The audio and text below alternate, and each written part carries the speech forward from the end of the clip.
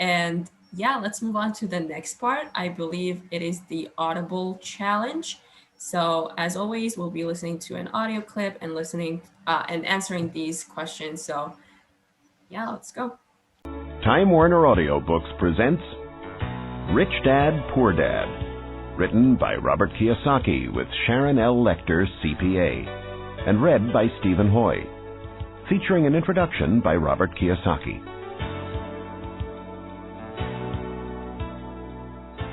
I had two fathers, a rich one and a poor one. One was highly educated and intelligent. He had a PhD and completed 4 years of undergraduate work in less than 2 years. The other father never finished the 8th grade. Both of them were successful in their careers, working hard all their lives. Both earned substantial incomes, yet one struggled financially all his life. The other would become one of the richest men in Hawaii. One died leaving tens of millions of dollars to his family, charities, and his church. The other left bills to be paid. Both men were strong, charismatic, and influential. Both men offered me advice, but they did not advise the same things. Both men believed strongly in education, but did not recommend the same course of study. If I had had only one dad, I would have had to accept or reject his advice. Having two dads advising me offered me the choice of contrasting points of view, one of a rich man and one of a poor man. Instead of simply accepting or rejecting one or the other, I found myself thinking more, comparing, and then choosing for myself. The problem was, the rich man was not rich yet, and the poor man not yet poor. Both were just starting out on their careers, and both were struggling with money and families. But they had very different points of view about the subject of money. For example, one dad would say, "The love of money is the root of all evil." The other, "The lack of money is the root of all evil." As a young boy, having two strong fathers, both influencing me, was difficult. I wanted to be a good son and listen, but the two fathers did not say the same things. The contrast in their points of view, particularly where money was concerned, was so extreme that I grew curious and intrigued.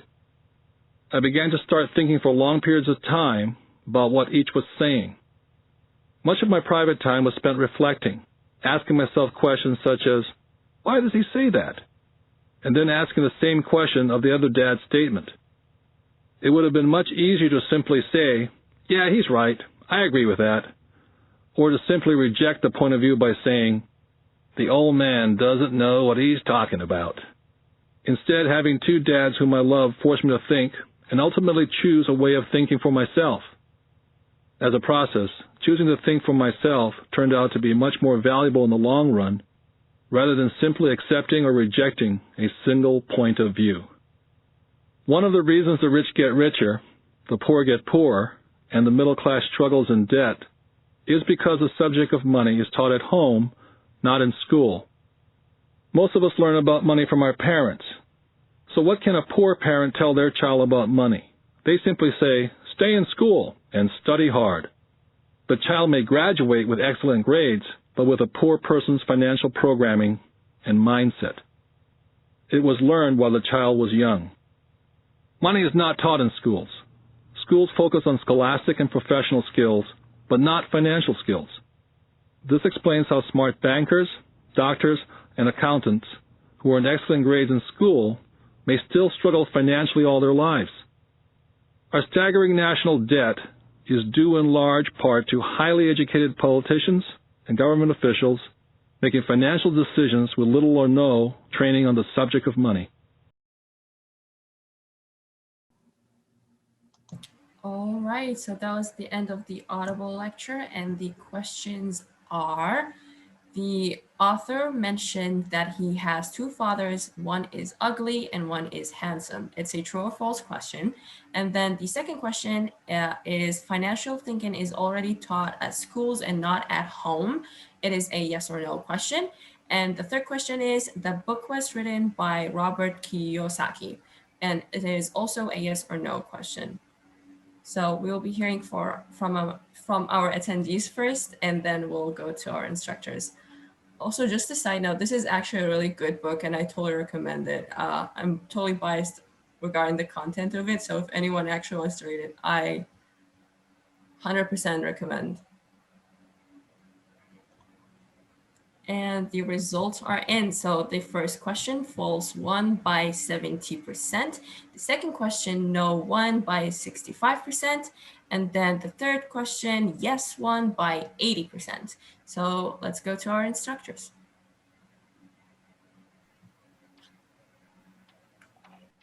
I agree with you, Shahid. That's a good book. Go ahead. I just to say I agree with the majority of the audience on all of the questions for this one. I also agree with the audience on all of the questions. I also agree regarding the first question. I think it's one poor father and the other one is rich. The second question is that he said that at school we usually learn classical skills, not financial skills.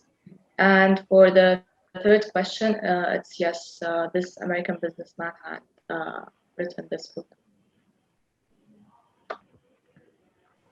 I also agree with the audience. What are some other responses? Yusuf Wazir, you were saying something? I was just going to say, besides the fact that everyone answered correctly, or most of you guys answered correctly, I was going to say that I agree with you, Shahid. It is a good read that I would recommend. Definitely. What are some other responses? Or is everyone I agreeing? agree. Hi, I agree with the majority for the whole question.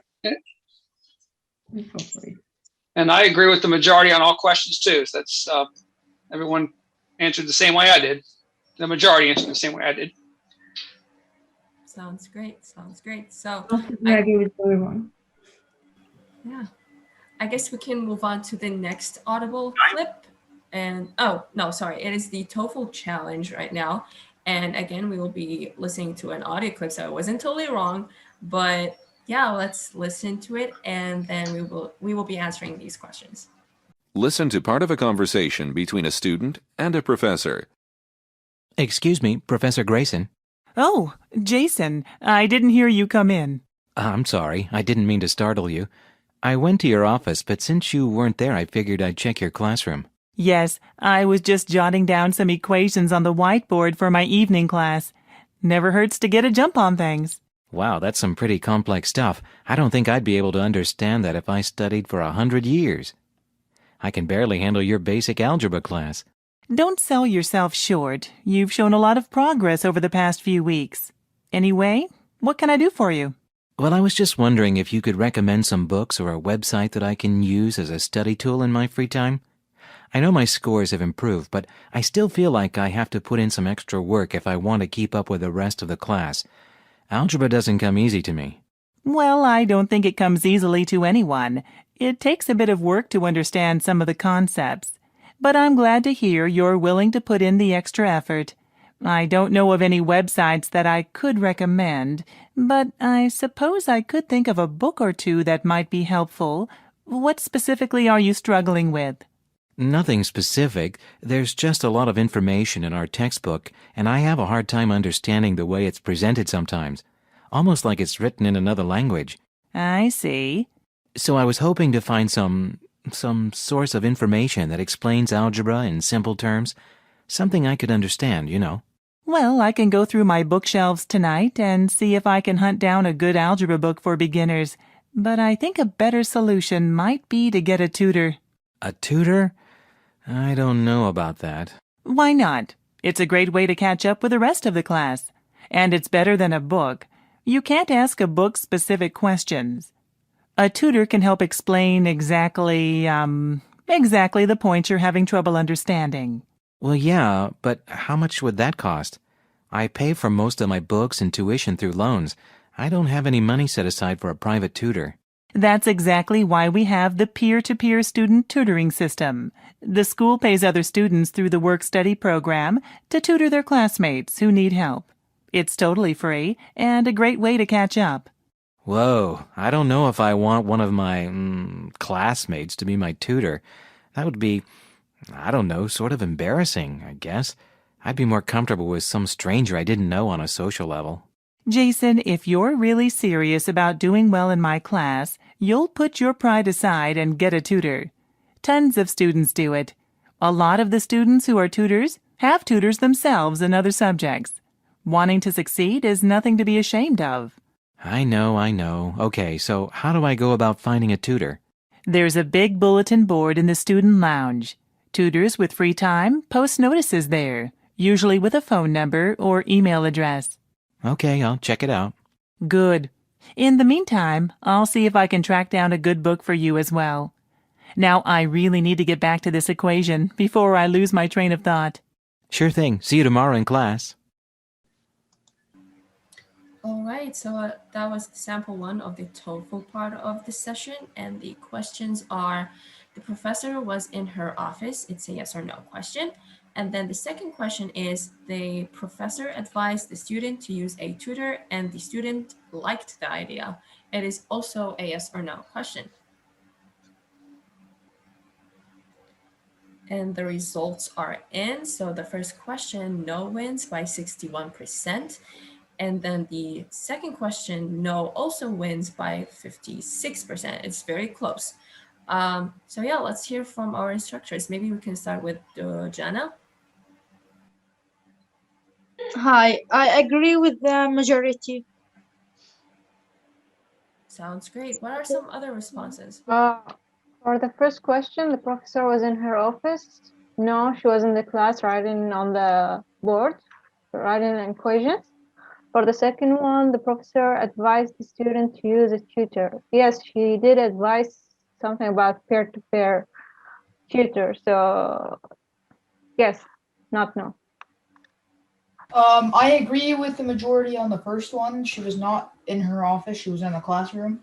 And on the second one, I'd also say no, because she told him that he should get a tutor, but he didn't like the idea. So I would agree with the audience and instructor. In the first question, she was not in her office. She needed a whiteboard for writing her equation. In the second question, the professor advised the tutor, but he didn't like it because it's peer-to-peer service. The students are going to teach, and he thought that he would be ashamed. So that's why he didn't like this idea. Yeah, and she told him that even tutors might choose tutors for their own classes, and she was trying to convince him that it is okay to get a tutor.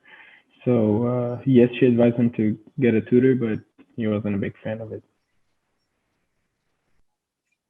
Yeah, I agree with the majority on both questions, and I also agree with the instructors about, yes, she asked him about a tutor, but he didn't really like the idea. Me too. I agree with that as well. All right, that sounds great. I guess we can move on to the second sample of the TOEFL challenge, and we will be hearing again an audio clip, so listen carefully. Listen to part of a lecture in a nutrition class. All right, show of hands. How many people absolutely cannot stand the taste of broccoli? Keep your hands up if the same applies for spinach, chili, grapefruit, dry wine, beer, tonic water, olives. Now the clincher, dark chocolate. Okay, so everyone who still has their hands up finds that all of these things taste disgusting, correct? Just as I expected, about a quarter of you. And I bet you have at least one parent with the same affliction. I'll get to that in a minute. Okay, you can put your hands down. All you finicky eaters may actually be super tasters. As the name implies, you have an exceptionally strong sense of taste, particularly bitter tastes. You can taste a bitterness in foods that the rest of us barely notice, if we sense it at all. The reason is, basically you have more taste buds. Actually, it's possible to determine which category you fall into by looking at the density of taste buds on the tip of your tongue. In an area the size of a hole punch hole, if there are more than 25 to 30 taste buds, you're a super taster. I mentioned that I suspected that the super tasters here today probably have a parent who is also a super taster. Some might say that the reason you don't like your vegetables is because you weren't raised to. If there's a super taster in the house, he or she is probably not going to make you eat your vegetables, because they don't want to eat them either. However, studies are finding that sensitivity to taste is, in fact, a genetically determined trait. Now, just as there are super tasters, there are also non-tasters. Of course, that doesn't mean that they can't taste anything. It simply means that they do not detect that same bitter taste that super tasters do. And there are as many non-tasters as there are super tasters, 25%.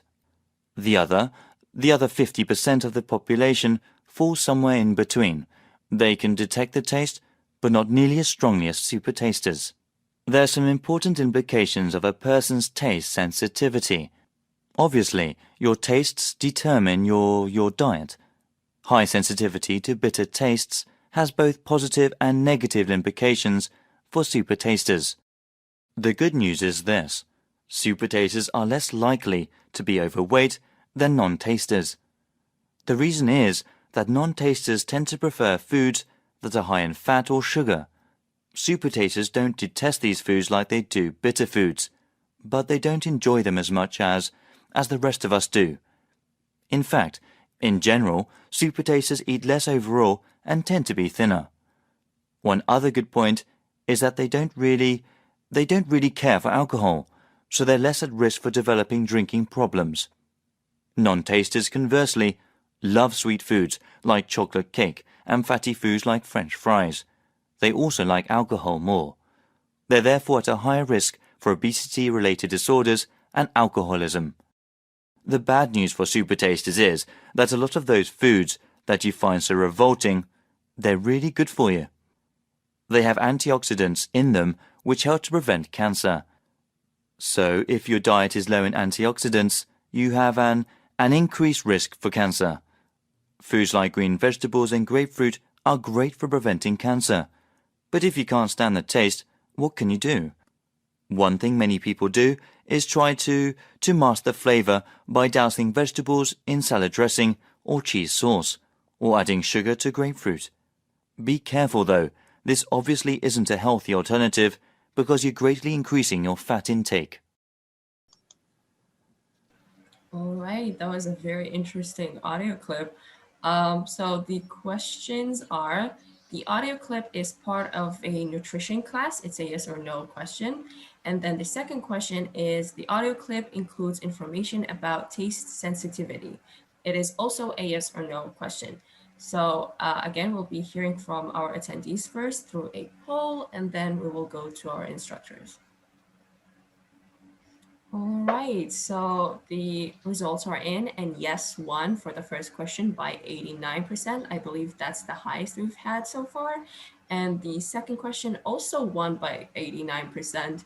The answer yes. So yeah, let's go to our instructors. Let's see what they think. I will agree with the majority. I'll agree with the majority on both those ones. It was definitely a nutrition class, and there was a lot of information about taste sensitivity, some of which I didn't even know. So I thought that was a very interesting topic. Yeah, that was an easy clip, an easy question. It was about nutrition class and about taste sensitivity. So that was pretty straightforward. Yeah, I also agree with the majority. I agree with the majority on both of them. What are some other responses? Let's hear from. I also agree that it's a nutrition class, and also the audio was talking about the taste sensitivity, and they mentioned that it's a genetic trait. I agree too. The answer was yes for both of those, and it was some interesting information here for this one. So maybe you have an excuse if you don't like broccoli. I agree also with the majority. Hema? I also agree with majority. Both of them were yes, but I couldn't find that which one I am. Like I'm super taste. Like which part? Like as they said, if you like broccoli, if you like this, you are in this category. But I couldn't find myself in it because I love all of them. I don't know. Tatiana? I do agree with the majority for the first question and the second question.